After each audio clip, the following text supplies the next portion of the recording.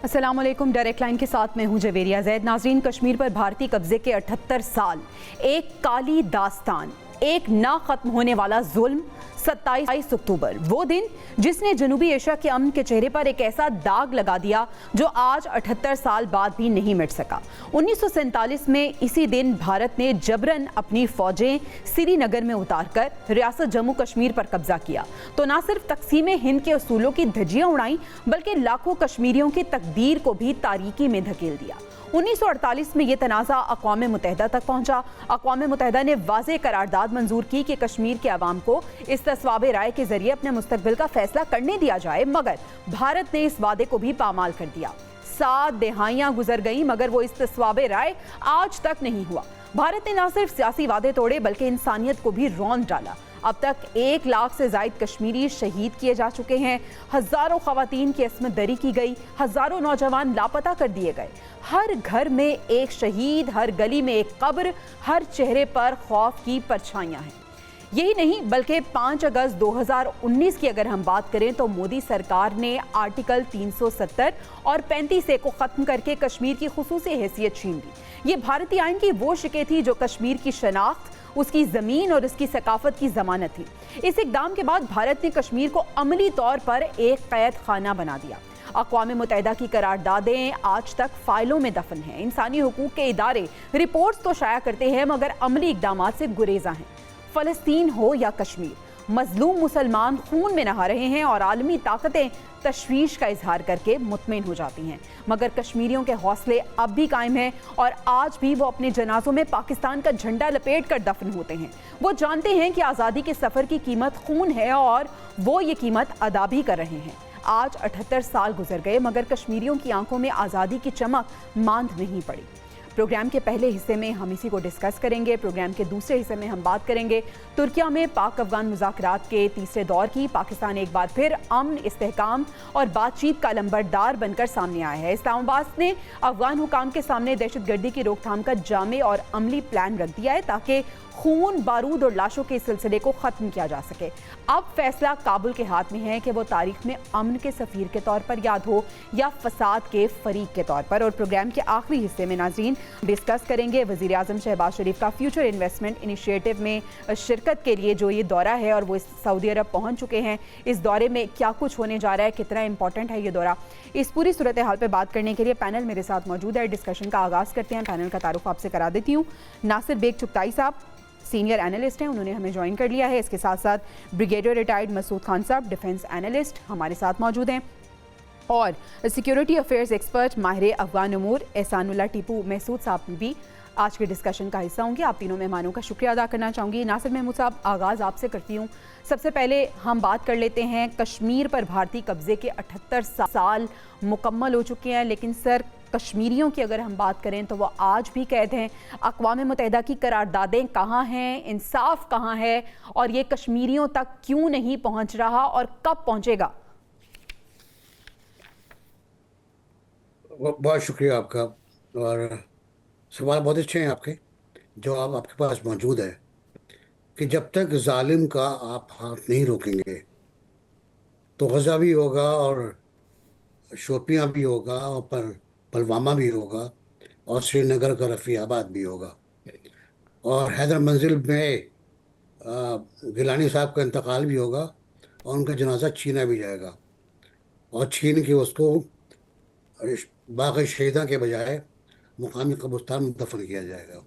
ये होता रहेगा, बिल्कुल आप फिक्र न करें। जब तक जालिम का हाथ नहीं कटता है उस वक्त तक। जो आपने बताया ये सब वादे नेहरू ने खुद किए थे अक़वाम मुत्तहिदा में। नेहरू खुद गए थे अक़वाम मुत्तहिदा में कि भाई सीज़ फायर करा दे, तो सीज़ फायर हो गया और उनसे पूछा कि क्या हल क्या है, तो उनका रेफरेंडम करवा दें, आप इस तस्वाबे राय करा दें जी। उस पर हम तैयार हो गए थे। वो दरअसल बहुत चालाकी थी, वो टाइम गेन करने वाला पूरा खेल था। पहले उन्होंने टाइम गेन किया हमारी फ़ौज को रुकवा कर और अपनी फ़ौज उतारी और उसके बाद बाकी खेल आपके सामने।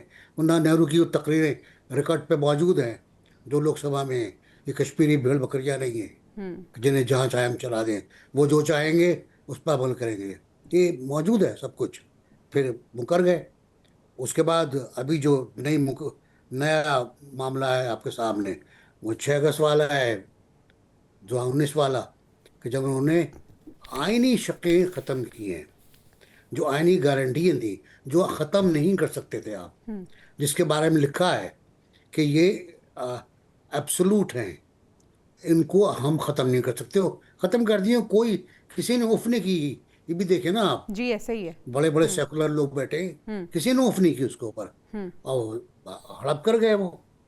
तो इसी तरह तिब्बत के साथ भी होना था, लेकिन चाइना ने हाथ रोक लिया, पलट के वार किया, चुप होके बैठ गए लद्दाख में वो। तो मेरा ख्याल ये है कि ताकतवर होना पड़ेगा। ये आपको अफवाह मुत्तहिदा नहीं देगी, ना इस्लामी कॉन्फ्रेंस देगी। I am really sorry, be factual. ना इस्लामी कॉन्फ्रेंस देगी, उसने गजा में भी कुछ नहीं दिया, बिल्कुल ऐसे ही फलस्तीन है। में भी कुछ नहीं दिया।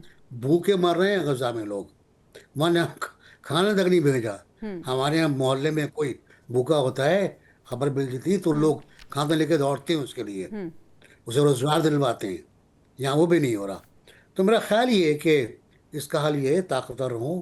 कश्मीरियों ने बहुत बड़ी स्ट्रगल की है। मैं श्रीनगर गया हूँ, मैं जम्मू गया हूँ, मैंने एक एक इलाका देखा है मकबूजा कश्मीर का। किताब भी है मेरी एक, और मैं जानता हूँ कि कश्मीरी क्या सोचते हैं। जी। यहाँ डिस्कस करना बहुत लंबा की बात हो जाएगी। सही, ठीक। क्या सोचते हैं, किस तरह सोचते हैं। ठीक, ब्रिगेडियर साहब को भी शामिल गुफ्तगू करते हैं। ब्रिगेडियर साहब, जालिम का हाथ कौन रोकेगा, जालिम का हाथ कौन काटेगा? और अगर हम इदारों की बात करें, ख़ास तौर पर हम अक़वाम मुत्तहिदा की बात करें, क्या स्टेटस रह गया है? क्योंकि कश्मीर हो या फ़लस्तीन, हम देख रहे हैं कि एक ही तरह की सफाकियत हो रही है और होते जा रही है। जी हाँ, देखिए बहुत शुक्रिया। और पहली बात तो यह है 27 अक्टूबर इस दिन जो इनके फोर्सेस श्रीनगर उतरे थे, जबकि जब हमारे ट्राइबल लश्कर they were knocking the doors of Srinagar, they were short of कुछ 10 किलोमीटर शॉर्ट ऑफ एयर जो लैंडिंग स्ट्रिप थी वहां पहुंच चुके थे। और उसके बाद देखें कि जो उसके बाद जद्दोजहद का स्टार्ट हुई, और उसके बाद देखें कि यूनाइटेड नेशन में जब केस वहां पे गया तो पहली रेजोल्यूशन पास हुई थी, दैट वाज रेजोल्यूशन 47 इन 1948, और जिसमें राइट ऑफ सेल्फ डिटर्मिनेशन की बात की, और सब्सिक्वेंटली 18 रेजोल्यूशन से यूनाइटेड नेशंस की on right of self determination की उन्होंने वहां पे बात की। बट अनफॉर्चुनेटली देखें कि वो इम्प्लीमेंट हो नहीं सकी, डिस्पाइट द फैक्ट कि नेहरू ने भी कमिटमेंट्स की थी, गांधी ने भी कमिटमेंट्स की थी, और जिसके आजकल जो सारे डेटा रिकॉर्ड अवेलेबल है। बट अनफॉर्चुनेटली देखें कि जिस तरह के हालात वाकया डेवलप हुए हैं, इसके बाद अब रिसेंटली जो 5 अगस्त का वाकया हुआ है, उसके बाद देखें कि जो वहां पे मजालिम वो जो हो रहे हैं, वहां पर डेमोग्राफिक इम्बेलेंस क्रिएट किया जा रहा है, वहां पे मोलेस्टेशन है, गैंग रेप के केसेस रिपोर्ट हो रहे हैं, और इसके अलावा देखें ड्रैकोनियन लॉज उन्होंने इंट्रोड्यूस करवाया हुआ है, और देखें कि ह्यूमन राइट्स की वायलेशन वहां पे हो रही है। और मोस्ट इम्पोर्टेंटली देखें तमाम लीडर्स है, चाहे वो मुसद्द आलम भट्ट है, यासीन मलिक है, और या इसके अलावा शबीर शाह है, आसिया इंदिराबी है, इस तमाम जो इम्पोर्टेंट लीडर्स हैं वो they are behind the bars, तो वो बेचारे बाहर आ नहीं सकते हैं। जी। और मीर वाइस जो है उसको हाउस अरेस्ट किया हुआ है, तो देयरफॉर उनकी वो से नहीं है। लेकिन ये है कि देखें 78 ईयर्स हुए हैं कि लेकिन लोगों में जो रेजिस्टेंस है, जो फ्रीडम स्ट्रगल है, वो खत्म नहीं हुई है, लोगों में अब भी वही है। और खासतौर पर हम ये कहते हैं कि पहले जो वैली के अंदर जो स्ट्रगल थी, अब ये साउथ तक पीर पंजल रेंज चली गई है। आपको पता है कि वहां से आप पुंछ से खबरें आ रही हैं, राजौरी से खबरें आ रही हैं, तो वो अभी एक्सपेंड कर गई है। और जिस तरीके से हुर्रियत पसंद है, जो फ्रीडम फाइटर्स हैं, जो वो कंटेस्ट कर रहे हैं विद द ऑक्यूपेशन फोर्सेस, तो वो एक जबरदस्त किस्म का मैसेज है। सो रिस्पॉन्सिबिलिटी इंटरनेशनल कम्युनिटी की, यूनाइटेड नेशंस देखिए is not a potent organisation. अब रिसेंटली हमने रजा के केस में देखा, यूनाइटेड नेशन सिक्योरिटी काउंसिल को भी देखा, जनरल असेंबली को भी देखा, और फिर इंडिया की हरदर्मी लिस्ट पे देखी है। लेकिन अभी यही है कि जब देखें ना कि दोहरा मेयार इंटरनेशनल कम्युनिटी, इस तैमूर की बात आई तो फौरन ये सारा मसला सेटल हो गया, क्योंकि वहाँ क्रिश्चियन थे तो इसलिए वो मसला बना। सूडान को आप देख लें, it was divided, south Sudan मार्ज वजूद में आया। सो देखें डबल स्टैंडर्ड से दूसरा, लेकिन ये है कि स्ट्रगल कंटिन्यू है, और पाकिस्तान एज ए जिसका हम भी एक फरीक है, तो हम ये केस जो है हमेशा फोर फ्रंट पे रखते हैं और हर फोरम पे लेके जाते हैं। सही, ये यही सवाल टीपू साहब आपके सामने रखना चाहूंगी। पाकिस्तान ने हमेशा ये मसला है इसको उजागर किया है, फोर फ्रंट पे हमने इस मसले को रखा है, लेकिन भारत जो जमहूरियत का दावेदार बना पड़ता है वो कश्मीरियों की आवाज़ को दबाता हुआ नज़र आ रहा है। हम देख रहे हैं कि अक्टूबर 1947 की बात हो, जिस दिन भारत ने ये सब कुछ किया, ये जुल्म और बर्बरियत का आगाज़ किया, वो तो एक तरफ, लेकिन 5 अगस्त 2019 को जो किया उसके बाद भी दुनिया खामोश है। ऐसा क्यों है?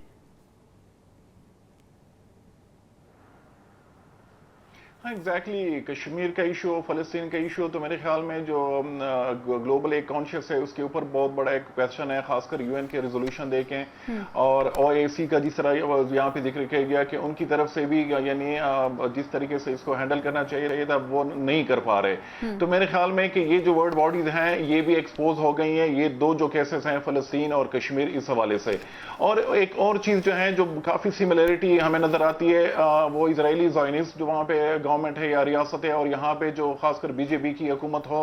हालांकि कश्मीर के मसले पे चाहे कांग्रेस की हुकूमत हो जो कि खुद को यानी चैंपियन कहती है डेमोक्रेसी की, सेकुलरिज्म की, और चाहे हिंदुत्व ड्रिवन जो बीजेपी की गवर्नमेंट हो, तो दोनों ने एक ही तरीके से कश्मीर को डील किया है। वहाँ पे गासिबाना कब्जा किया है और जिस तरीके से ट्रूप्स यानी 8 लाख के करीब वहाँ पे आर्मी की डिप्लॉयमेंट है, बॉर्डर पुलिस की डिप्लॉयमेंट है और 70,000 के करीब जो कश्मीरी हैं वो अभी तक यानी वो शहीद हो चुके हैं।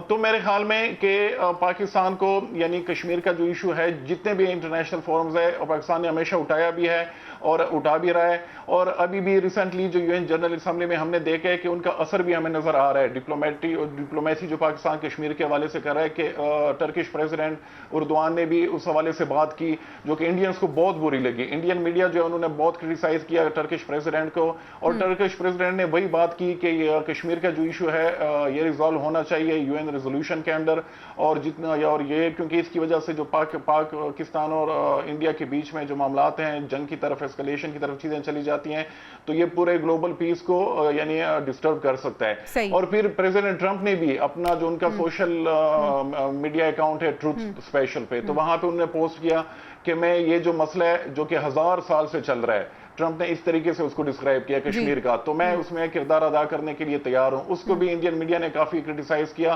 तो इंडिया जितना भी कोशिश कर रहा है डिप्लोमेटिकली मीडिया में कि वो कश्मीर के मसले को यानी लो प्रोफाइल रखे, लेकिन वहां पे जो मामलात हो रहे हैं, जिस तरह के मजालिम हो रहे हैं, जिसको हर इंटरनेशनल मीडिया ने उसको उठाया है, ह्यूमन राइट्स वॉच ने उस पर एक्सटेंसिवली लिखा है, एमनेस्टी इंटरनेशनल ने उठाया है, और जो खासकर ह्यूमन राइट्स कमीशन है यूएन का, उनकी भी रिपोर्ट्स अगर आप देख लें तो वो जो है कश्मीर का इशू वो हमेशा हाईलाइट बिल्कुल ऐसे कश्मीर का इशू हमेशा हाईलाइट हुआ है। हम उम्मीद और दुआ ये करते हैं कि जो अखंड भारत और ग्रेटर इसराइल का ख्वाब चकनाचूर होगा और कामयाबी मुसलमानों को मिलेगी, और हम ये भी उम्मीद करते हैं कि जो मुस्लिम ममालिक हैं वो अभी भी अपनी आंखें खोलें और अमली तौर पर कोई इकदाम करें। खैर आगे बढ़ते हैं, हम पाक अफगान मुज़ाकरात की बात करते हैं। तुर्किया में तीसरा दौर हो रहा है और इस पे बात करते हैं। नासिर साहब, तालिबान को पाकिस्तान ने एक बार फिर अमन का पैगाम दिया है, आप किस तरह से देख रहे हैं इस मुज़ाकराती दौर को? पाकिस्तान ने अपना मौक़िफ़ वाज़े कर दिया है,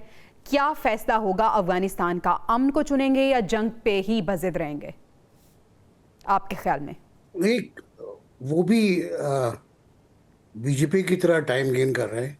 अच्छा, 4 रोज हो गए, तीसरा रोज है, अगर दोहा मिला लें आप तो 5-6 रोज जो आएंगे।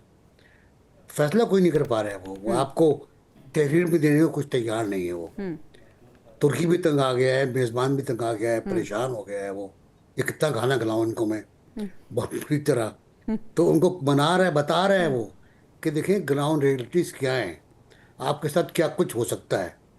तो आप मान जाए, 2 यकीनदानियाँ पाकिस्तान मांग रहा है कि आप दहशतगर्दी नहीं करेंगे और आप दहशतगर्द नहीं भेजेंगे, आप फंडिंग नहीं करेंगे, आप अपना इलाका पाकिस्तान के खिलाफ इस्तेमाल नहीं होने देंगे। जी, ये सिंपल सी बात है। इस पर आप बात कर लें, हाँ कर लें और तहरीर मुआहदा कर लें। वो तैयार नहीं है, वो अड़े हुए कि हम तैयार नहीं है। और ये वही मौलवी साहब हैं, मुल्ला हैं जो पाकिस्तान से बढ़ के गए हैं। उससे पहले मुल्ला याकूब भी कराची से बढ़ के गए थे, दारुल उलूम से, यहाँ से बढ़ के गए थे वो। तो ये सब बकौल ख्वाजा आसिफ के मैं जानता हूँ, कराची में पले बड़े हैं, और यहाँ से गए वो, यहाँ से खा पी के गए ठीक ठाक। और गलती मैं फिर कह रहा हूँ, हमारी गलती है। हमने इनको जन्म दिया है, हमने इनको सपोर्ट किया है, हमने गैर मामूली तौर पर अमेरिका का साथ दिया है अफगानिस्तान में सोवियत यूनियन को तोड़ने के लिए। सोवियत यूनियन का तोड़ना दुनिया को यूनिपोलर वर्ल्ड बनाना था, एक कुतुबी दुनिया बना दी हमने। अब जो कुछ होना है वो आपके सामने है। उसके बाद अफगानिस्तान आया, 9/11 आया, वो कहानियाँ आपके सामने आती रहेंगी, चलती रहेंगी। तो हम उस पर एक पार्टी थे, हमने अपने लोग भेजे, हमने उनको सपोर्ट किया, हमारा इलाका उन्होंने इस्तेमाल किया। अब वो इसके आदी हो गए हैं, अब वो इसके आदी हैं, वो चाहते हैं कि भाई हमें क्यों रोक रहे हैं आप बिल्कुल ऐसे दहशत गर्दी से। हमने तो बम फाड़े हैं कराची के अंदर, लाहौर में, पेशावर में, कोयटा में, हमने बच्चों को मारा है, हमने एपीएस पे हमला किया है। हमें हमला करने दो आप क्यों रोकते हो, आपको क्या पहुंचता है। तो ये वो गलतियां हैं जो हमसे हुई। अब हम उस अच्छा नासिर बेग साहब, गलतियां तो हमारे से हो गई हैं। अब ब्रिगेडियर साहब, हम उन गलतियों से सीखते हुए हम फैसला कुन मोड़ पर खड़े हो गए हैं और हमने 2 टोक पैगाम भी पहुंचा दिया है। सर, एक तो ये कि तीसरा दौर मुज़ाकरात का चल रहा है, इसमें जो देर हो रही है फैसला करने में, इसके पीछे क्या वजूहात हो सकती हैं? क्या फैसला कहीं और से आना है और वो जवाब मिल नहीं रहा, इस वजह से ये बहुत कन्फ्यूजन का शिकार नज़र आ रहे हैं तालिबान, इस वजह से फैसला नहीं कर पा रहे? जी हाँ, देखिए बिल्कुल इसी तरीके से। देखिए पहले तो दाएं बाएं की वो बात कर रहे थे, अब इररिफ्यूटेबल एविडेंस भी दिखाया गया है in the presence of the host, और जिसमें वो सारे ताने बाने और लिंक्स वगैरह एस्टेब्लिश हो चुके हैं, और पाकिस्तान के पास कम्प्रिहेंसिव इररिफ्यूटेबल एविडेंस है ऑफ द प्रेजेंस ऑफ फितना और ख्वारिज और उनके लीडर्स भी। और अभी देखे ना कि जब वो पहले बात करते थे कि हम रीलोकेट करेंगे, तो रीलोकेट किसको कर रहे थे? फितौर ख्वारिज को रीलोकेट करना चाह रहे थे ना, पहले तो मानते नहीं थे। अब वहां पे ये चीजें मान गए हैं। और फिर अभी इंपॉर्टेंट क्या है, देखें कि एजेंडा किसका है। It is basically Indian driven agenda है, जो पीछे से इनको फीड किया जा रहा है कि आपने ये स्टैंड लेना है। सो इंडियन इन्फ्लुएंस को we can not rule out इस तरीके से। और वहां तो अभी एम्बेसी भी बन गई है, so they are trying to reestablish firm अपना फर्म होल्ड इन अफगानिस्तान। जो पिछले 20 साल में 100% दे वर कंट्रोलिंग अफगानिस्तान, सो दोबारा वहां पे आए, और 6 दिन मुत्तकी ने वहां इंडिया में ऐसे नहीं गुजारे हैं। और जो अटैक्स दौरान हुए थे, there was Indian instigated attacks थे। तो एक वो फैक्टर है। फिर देखे तालिबान अपनी बात करते हैं, जबकि कतर का एक डिफरेंट स्टांस है, वो पाकिस्तान को इंडोर्स करता है, तुर्किया भी पाकिस्तान को इंडोर्स करता है, और बिहाइंड द सीन सऊदीज भी और यूएई वाले भी इंडोर्स करते हैं पाकिस्तान। सो पाकिस्तान का कोर इश्यू वन एजेंडा है कि अफगान साइल में जो हाइट्स आउट्स हैं, that should not be used against cross border terrorism against Pakistan. इन पे क्रैक डाउन करें, लिख के दें कि हम करेंगे एक्शन, और एक्शन टू बी सीन। और देखिए अब अफगानिस्तान के कोर्ट में बहाल है, वो स्टेप्स लेके पाकिस्तान को और इंटरनेशनल कम्युनिटी को इंश्योर करवाए, सर्टिफाइड कीजिए ये आइंदा से हमले नहीं होंगे। तो लेकिन मुझे नहीं लगता है जिस तरीके से डेवलपमेंट्स हैं, जिस तरह वो उसको प्रोलॉन्ग कर रहे हैं, यानी बोल अफगानिस्तान की कोर्ट में है, लेकिन फैसला करने में अभी भी वो कंफ्यूजन का शिकार नजर आ रहे हैं। टीपू साहब, आप बहुत अरसे से अमूर को देख रहे हैं, इसको कवर भी कर रहे हैं, ये बताइएगा कि मसला स्टार्ट कहाँ से हुआ और ये मसला आखिर है क्या?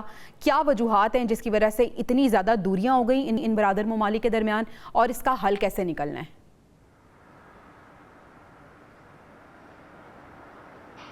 बिल्कुल बुनियादी जो मसला था, अगर हम बैकग्राउंड में चले जाएं तो वो पाकिस्तान की तरफ से मुसलसल एक ही मुतालबा था कि पाकिस्तानी तालिबान के जो मुख्तलिफ फैक्शंस हैं वो यानी अफगान सरजमीन इस्तेमाल कर रहे हैं पाकिस्तान में हमलों के लिए। और इस हवाले से यानी मुज़ाकरात भी कई मौक़ों पे हुए और मुसलसल यानी पाकिस्तान राब्ते में भी रहा, चाहे वो प्रीवियस पीटीआई की गवर्नमेंट हो, फिर बीच में पीडीएम की गवर्नमेंट आई, और अभी जो मौजूदा हुकूमत है तो हिना रबानी कर साहब वो भी विजिट कर चुकी थी जब वो फॉरेन मिनिस्टर थी। अभी 2 दफ़ा इसहाक डार साहब भी गए थे, और रिसेंटली उन्होंने वो जो ट्राईलेटरल एक मैकेनिज्म है जिसमें चाइना भी उसका हिस्सा है, तो चाइनीज जो फॉरेन मिनिस्टर है उनको भी वो भी गए काबुल।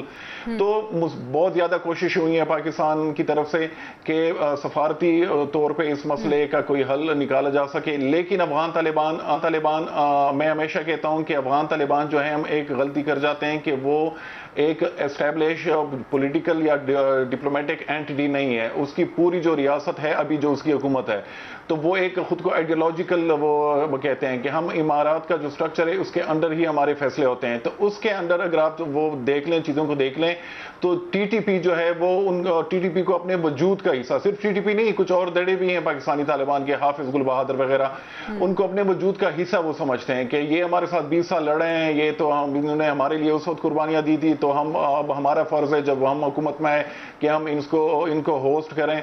तो ये जो है, जो नजरियाती इनकी है आपस में एक लिंकेज, तो उसकी वजह से यानी जो मामलात हैं यहाँ पे, यानी उनकी तरफ से जो हमले हो रहे हैं, उनको जिस तरीके से सपोर्ट मिल रही है अफगान तालिबान की जानिब से, और वो सपोर्ट सिर्फ ये नहीं है कि उनको वहाँ पे रिफ्यूज मिला हुआ है, उनको लॉजिस्टिक सपोर्ट्स भी मिल रही है, उनको फाइनेंसेस वगैरह भी, वहाँ पे उनके ट्रेनिंग के जो वीडियोस वगैरह आती हैं तो उनके हवाले से भी पाकिस्तानी ऑफिशियल दावा करते हैं कि वो भी अफगानिस्तान में उनके ट्रेनिंग कैंप्स वगैरह हैं। तो बहुत एक्सटेंसिव तरीके से सपोर्ट मिल रही है। ये बहुत चीज़ें बहुत ऑब्वियस हो चुकी है, अफगान तालिबान मजीद इसको डिनाई नहीं कर सकते। इस्तांबुल में भी जो मामलात हो रहे हैं, तो मैं जो इशू आ रहा है, जो एक हर्डल आप कह लें कि वो इस हवाले से कि पाकिस्तान इस दफ़ा यानी इंसिस्ट कर रहा है कि रिटर्न एग्रीमेंट, और जिसमें खासकर जो पाकिस्तानी कंसर्न्स हैं पाकिस्तानी तालिबान के हवाले से, उस हवाले से कोई यानी वो ठोस फैसला या वहाँ पे कोई कमिटमेंट कर लें तालिबान हुकूमत। लेकिन फिलहाल यानी उस हवाले से पेशरफ नहीं हुई। आज भी यानी तो जो सेशन है वो जारी है, अभी भी शो में आने से पहले किसी से बात हुई, लेकिन कोई प्रोग्रेस हुई नहीं अभी तक। लेकिन दिन में हमारी बात हुई कुछ अफगान तालिबान के लोग हैं उनसे, तो वो कह रहे हैं कि पॉजिटिव सिमत में चीजें जा रही हैं और हम उम्मीद कर रहे हैं कि कोई यानी एग्रीमेंट की तरफ चीज चली जाएगी। मेरे ख्याल में कि ये एक अच्छी पेशरफ्त है, मुज़ाकरात को भी मौका बिल्कुल मिलना चाहिए। और एक और इशू है जिसके वजह से पाकिस्तान को यानी काफ़ी अलार्म रहना होगा, वो है इंडिया पूरी कोशिश कर रहा है कि अफगानिस्तान को ट्रेप कर लें, अफगान जो तालिबान गवर्नमेंट है उसको कर लें, और ये जो हॉस्टाइल मामला देख रहे हैं पाकिस्तान और अफगानिस्तान के बीच में, इसको मजीद इंस्टिगेट करें। बिल्कुल सही है। और ये भी कहा जा रहा है कि नजर आ रहा है कि तालिबान किसी और के एजेंडे पे चल रहे हैं। टीपू साहब, हम इसको डिस्कस कर लेंगे। और ख्वाजा साहब ने वाजे किया है कि दो ही ऑप्शन है तालिबान के पास, या तो अमन के साथ रहें या फिर खुली जंग होगी। इसको हम डिस्कस करेंगे नाजरीन ब्रेक के बाद। Stay with us. Welcome back नाजरीन। इस्तांबुल में इस वक्त बातचीत चल रही है और पाकिस्तानी वफ़द ने अफगान तालिबान के वफ़द को हतमी मौक़िफ़ अपना पेश किया है। वो ये है कि अफगान तालिबान की तरफ से की जाने वाली दहशत गर्दों की जो सरपरस्ती है वो बिल्कुल किसी सूरत मंजूर नहीं है, और दूसरा इसके खात्मे के लिए ठोस और यकीनी इक़दाम भी उठाने पड़ेंगे। चुगताई साहब, अब ख्वाजा आसिफ साहब कह रहे हैं कि दो ऑप्शन मौजूद हैं इनके पास, या तो अमन के साथ रहें या फिर खुली जंग है। अब क्या ऑप्शन है जिसको ऑप्ट करेंगे? और सवाल ये भी है कि अगर ये अमन को चुनते हैं तो क्या ये अपने वादे पर और इस मुआहदे पर कायम रहेंगे? गोल्डन क्वेश्चन, सवाल यही है कि मुमकिन तौर पर ये सूरत हाल देखकर, दबाव देखकर, खाली मुस्लिम मुल्क का दबाव नहीं, नॉन मुस्लिम का भी खासान पे दबाव, बिल्कुल धमकियाँ हैं कि अपनी औकात में रहो। शायद ये तैयार हो जाए, लिख कर दे दें। बात अब तो लिख के देने की है ना जी। बाकी तैयार हैं वो कि हाँ हम तैयार हैं, हम दहशतगर्दी नहीं करेंगे, कस्में खा रहे हैं। लेकिन कस्में तो उन्होंने खाने काबा में खाई थी, और जवीर साहिबा इन्होंने तहरीरी तौर पर मुताफ़े काबा में बैठकर मुआहदा लिखा था और जहाज से उतर के वापसी पोस्ट से मुकर गए थे। जब ये सूरत हाल है तो मैं और आप इन पर कैसे एतबार कर लेंगे? मुमकिन है कि ये मान जाए, आपको लिख के भी दे दें, लेकिन ये मुआहदा तोड़ेंगे, आई एम श्योर ये मुआहदा तोड़ेंगे। तो अगर पाकिस्तान की बात मान लेता है कि जी ये तैयार हैं और मुआहदा लिख के देने को तैयार हैं, अच्छा चुगताई साहब, वादा तोड़ेंगे ये हमें अगर पहले पता है तो हमें मुआहदे में ये शिकें भी शामिल करनी चाहिए कि अगर मुआहदा तोड़ेंगे तो हमने क्या करना है फिर? नहीं, वो तो बहुत ऑब्वियस है ना कि हम फिर मारेंगे, क्योंकि अब तो पता चल गया ना कि लश्कर लेकर आते हैं ये 200-300 आते हैं चिल्लाते हुए, लश्कर टैंक लेकर आते हैं ये, इनके पास अमेरिकी टैंक है, रूसी टैंक है इनके पास, वो लेकर आते हैं। हमें पता है इनका तरीक़ा वारदात, लेकिन हमें शायद मेरी राय में अब ये मौका इनको नहीं देना चाहिए। अच्छा, खासा हो गया, बहुत हो गया, इन्होंने बहुत कुछ तबाही फैला दी पाकिस्तान में। पाकिस्तान का जो इंफ्रास्ट्रक्चर तबाह किया इन्होंने, पाकिस्तान का कल्चर तबाह किया इन्होंने। पाकिस्तान में इन्होंने लोगों को नशे का आदी बना दिया है, वेपन्स आ गए पाकिस्तान के अंदर। तो मेरा ख्याल है अब स्टॉप इट, स्टॉप कर देना चाहिए पाकिस्तान को। और अगर कोई शराइत हैं तो वो ऐसी हो कि इनको मानने पे मजबूर करने के लिए कोई और क़ुव्वत आनी चाहिए बीच में, जो अच्छा, कोई और भी हो सकती है। लेकिन मेरा मानना ये है, चुगताई साहब, कौन सी कुव्वत हो सकती है वो? और कोई सी भी कुव्वत हो सकती है मेरा ख्याल है। सऊदी अरब बहुत परेशान है, दोहा बड़ा परेशान है, तुर्की बड़ा परेशान है। उसके फौजी दस्ते लगा दें अंदर अफगानिस्तान में। अच्छा, सही। चलिए अफगानिस्तान ब्रिगेडियर के अंदर साहब, क्या ऑप्शन पाकिस्तान के पास मौजूद है? क्योंकि जिस तरह से हम बात रहे थे कि अगर मुज़ाकरात मुस्बत भी रहते हैं, अमन की बात भी होती है, माहिदा भी तय पा जाता है, लेकिन हम ट्रस्ट नहीं कर सकते, ये ऐसा लगता है कि माहिदा तोड़ेंगे, तो फिर पाकिस्तान के पास ऑप्शंस क्या हैं जिसको अवेल करने की ज़रूरत है? देखें, ये पास की हिस्ट्री तो ऐसी है कि promises were made and broken, एक तो ये है। लेकिन अब इसकी दफा ये है कि इश्यू जो है दैट हैज बीन इंटरनेशनलाइज्ड, ठीक है, दुनिया इसको देख रही है। और बड़े जिस तरह प्रेसिडेंट ट्रम्प ने भी बात की है कि बातचीत हो रही है, मिडिल ईस्टर्न कंट्रीज यहाँ पे इन्वॉल्व है, तुर्किया के जो डिफेंस इंटेलिजेंस चीफ है वो इसमें इन्वॉल्व है। तो अगर देखें कि अंडरस्टैंडिंग डेवलप होती है तो यकीनन एक पॉजिटिव डेवलपमेंट होगी, एक विक्ट्री होगी। क्योंकि देखिए, जब ये ऐसा होता है तो हम समझते हैं peace and stability in Afghanistan is link with the peace and stability in Pakistan. उससे बहुत बड़े एवेन्यूज हमें खुल जाएंगे। That is one thing. Second ये है कि ये देखें, जो रिश्ता है जो बिटवीन फितना और खारिज और तालिबान रजीम के दरमियान है, उसको तो डिनाई हम नहीं कर सकते हैं। देखें कि एक तो एलिजियंस है मुल्ला हैबतुल्लाह अखुंज़ादा का, और दूसरा ये है कि 20 साल ये इकट्ठे लड़ते रहे हैं। फिर इसके अलावा पश्तून एथेनिसिटी वो लिंक बनता है, रिवायात, कल्चर, ट्रेडिशन है। फिर इसके अलावा देखें कि मीर अली का एक अकॉर्ड को रेफर किया जाता है, जिसमें इवन जंग से पहले 15 अगस्त 2021 से पहले मीर अली में हक्कानियों ने एक एग्रीमेंट किया था इनके साथ, ये तमाम फितना और खारिज के, कि अगर हम इक़्तिदार में आते हैं हम आपको सपोर्ट करेंगे और हम चाहेंगे इस्लामाइजेशन ऑफ पाकिस्तान। सो वो वाला इसमें कंसेप्ट है। फिर एज ए बेड लेवरेज के तौर पे भी इनको यूज करते होंगे पाकिस्तान प्रेशर टैक्टिक्स के तौर पे। और देखें कि जिस तरीके से वो चाहते हैं कि ये इनका जो इंटरेस्ट है पाकिस्तान में वो प्रोटेक्ट करे, एज साथ डेप्थ है इनको। और वो चाहते हैं ये एस्ट वाइल फार्टन जो है इनके पास है, ताकि कल कुछ गड़बड़ होती है कि फॉल बैक पोजीशन इनके पास हो। तो एक तो ये फैक्टर है। अब दुनिया भी मानती है, दुनिया भी इसको गौर से देख रही है। पाकिस्तान के पास ऑप्शन बड़ा क्लियर है। देखिए, रूल्स ऑफ एंगेजमेंट हमने बड़े क्लियर कर दिया था। अगर आपको याद है 17-18 अक्टूबर को हमने जब बातचीत स्टार्ट हुई थी, हमने स्ट्राइक किए थे खोस्त में जाके। हमने ये कहा था any attack originating from Afghanistan और पाकिस्तान में आके यहाँ पे कुछ वाकयात होते हैं तो उसका भरपूर जवाब दिया जाएगा और फौरन दिया जाएगा। So that is very clear. और देखें कि दे अंडरस्टैंड अवर कैपेबिलिटी, हमने अपनी दिखा दी है हमारी कैपेबिलिटी क्या है। सेकंड, हमने ये भी बताया है कि हमारा रिजॉल्व क्या है, कौम का रिजॉल्व क्या है, पाकिस्तान का रिजॉल्व क्या है। अब देखें कि इंपॉर्टेंट चीज से if we can shatter the so called pride of Indian armed forces, तो अफगान स्टैंड्स नोवेयर। बिल्कुल ऐसे ही। और अफगानिस्तान को समझ आना चाहिए कि जिसकी शय पे अफगानिस्तान ये सब कुछ कर रहा है, पाकिस्तान ने उसको किस तरह से करारा जवाब दिया है। टीपू साहब, इंडिया जो इस पूरी सिचुएशन के पीछे है, अफगानिस्तान को मुकम्मल सपोर्ट इंडिया की हासिल है। अगर इंडिया की सपोर्ट ना हो तो क्या अफगानिस्तान ये सब कुछ करे जो अब कर रहा है?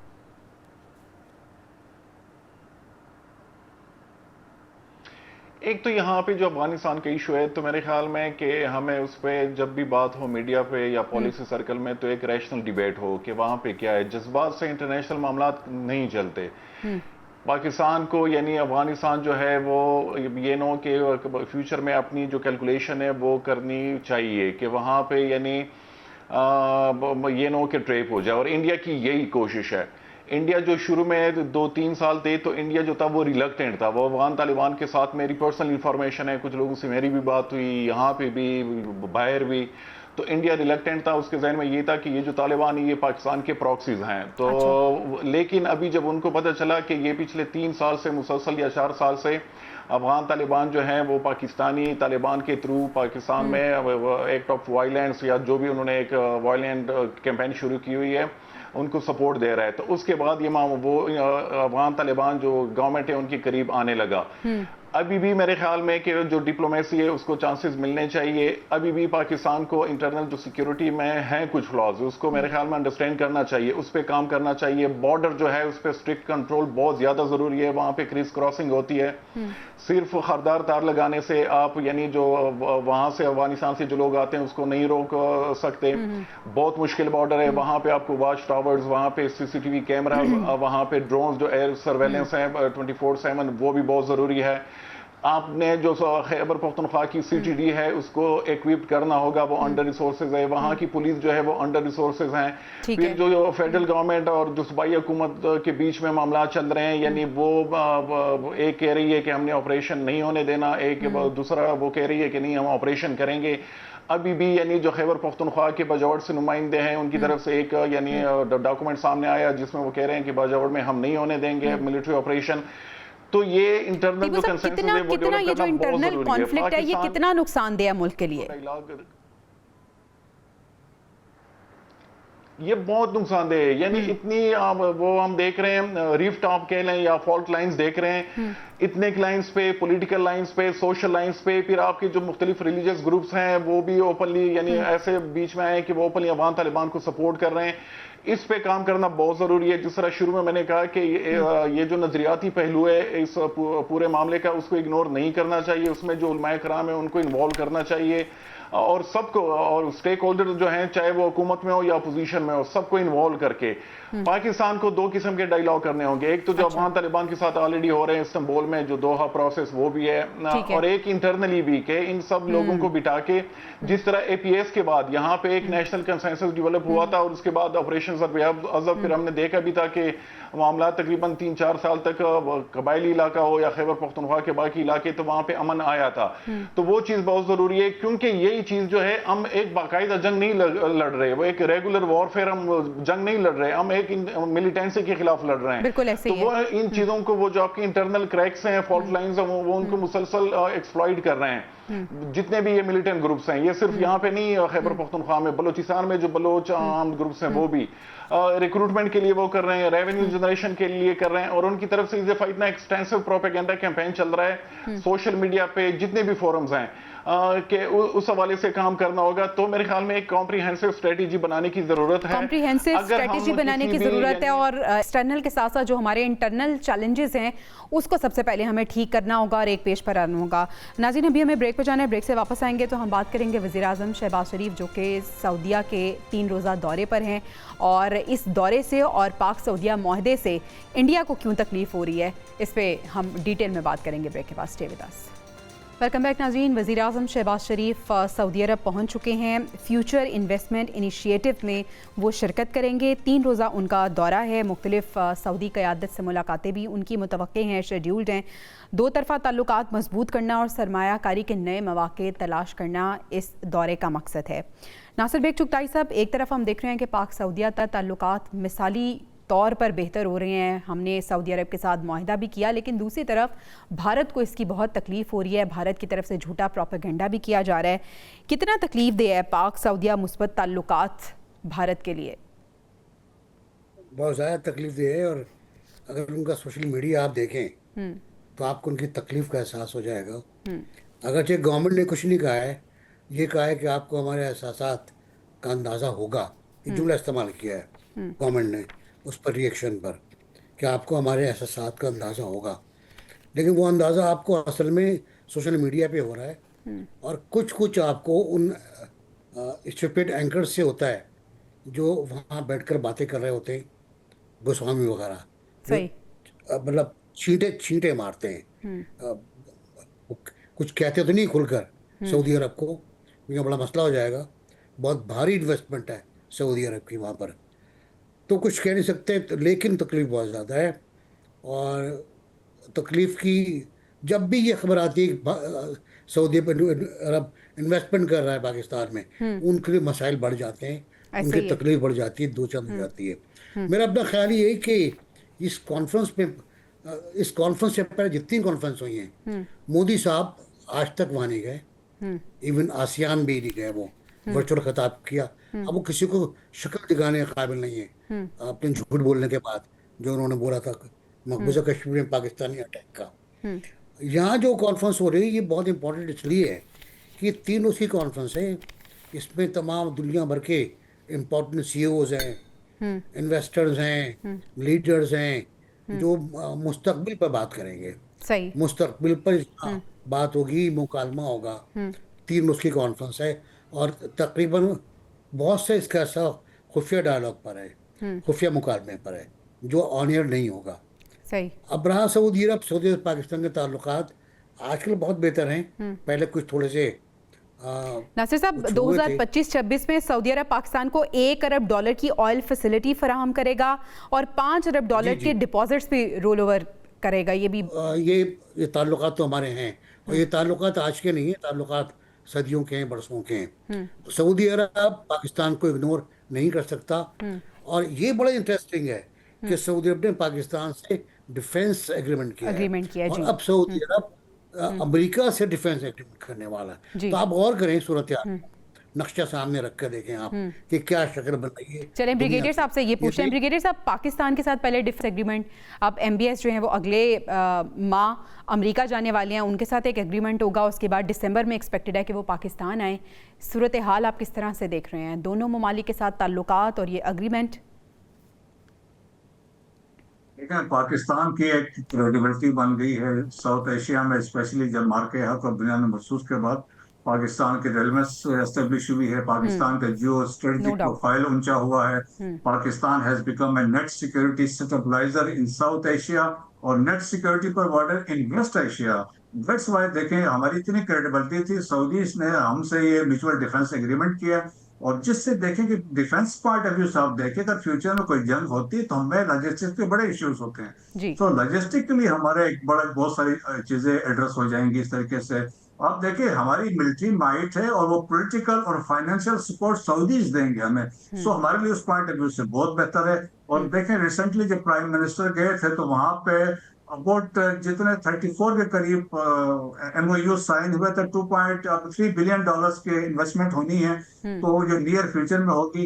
तो वो एक ट्रस्ट वर्क दरमियान में एस्टेब्लिश हो चुका है दोनों बिटवीन द 2 कंट्रीज। और तो मेरा ख्याल में और ये अभी जो इन्वेस्टमेंट कॉन्फ्रेंस हो रही है और इसमें देखिए पाकिस्तान के पास एक अपॉर्चुनिटी है और जिसमें इसे basically the economic cooperation trade है और जो MBS का विजन है सऊदी अरब का 2030।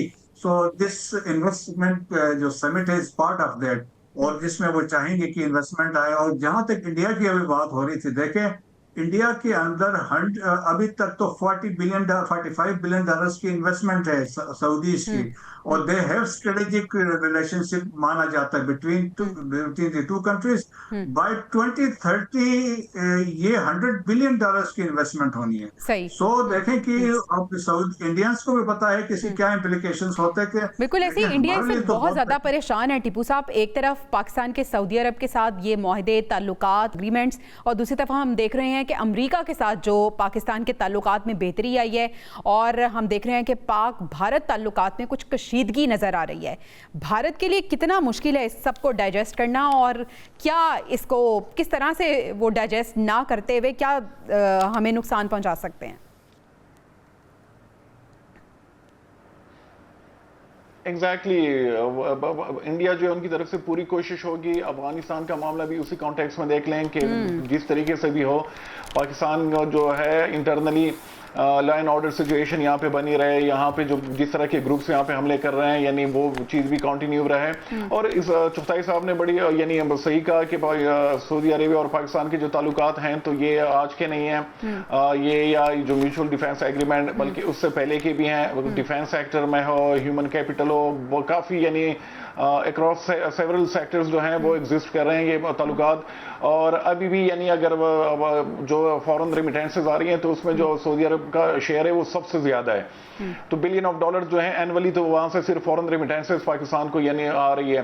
अभी भी ये जो फ्यूचर इन्वेस्टमेंट इनिशिएटिव है तो इसमें यानी एक ग्लोबल फोरम है और यहाँ पे पूरी दुनिया से सीईओज जो हैं, जो बड़ी कंपनीज हैं, उनके वो आ रहे हैं। यानी 650 के करीब तो सिर्फ जो है स्पीकर्स हैं इसमें, और 250 इसके सेशंस होंगे, मुख्तलिफ सेशंस होंगे, 8000 के करीब यानी इसमें पार्टिसिपेंट्स होंगे। तो मेरे ख्याल में उसमें पाकिस्तान शहबाज शरीफ साहब को बुलाना वहाँ पे, तो ये एक ट्रस्ट को भी वो शो करता है। और दूसरा ये कि सऊदी अरब जो है वो अब पाकिस्तान को अपने साथ यानी वो ले जाना चाहता है, खासकर यानी इन्वेस्टमेंट के हवाले से और जो फाइनेंशियल प्रॉस्पेरिटी है उसके हवाले से। एक और चीज जिस पे मेरे ख्याल में फोकस करना चाहिए इस गवर्नमेंट को कि हमारे पास बहुत जबरदस्त एक अपॉर्चुनिटी है कि स्किल्ड जो है लेबर या ह्यूमन कैपिटल वहां पे सऊदी अरेबिया को जरूरत भी है, और खासकर आईटी और आर्टिफिशियल इंटेलिजेंस के यानी जो सेक्टर्स है उसमें। तो ये मेरे ख्याल में एक बहुत अच्छा वो होगा अगर पाकिस्तानी यहाँ से वो जाए वहां पे, और जो सऊदी अरब 2030 उनका एक है इनिशिएटिव, उस हवाले से वहां पे काम करें। और ऑलरेडी यानी अभी कुछ दिन पहले भी यहाँ पे जो ट्रेवल एजेंट्स हैं उनसे मेरी पर्सनल बात हो रही थी, तो वो इस जो यानी वो कह रहे थे कि अभी ज्यादातर जो पाकिस्तानी है, खासकर जो यूथ है, कि उनका काफी फोकस है सऊदी अरब। बड़ा इंपॉर्टेंट पॉइंट आपने रेज़ किया, पाकिस्तान के पास सुनहरी मौका है और इस अपॉर्चुनिटी को पाकिस्तान मुकम्मल तौर पर अवेल करने की ज़रूरत है। नाज़रीन, प्रोग्राम से इजाज़त दीजिए, अपने मेहमानों का शुक्रिया अदा करना चाहूँगी। आपसे कल मुलाकात होगी इंशाल्लाह। अल्लाह निगहबान।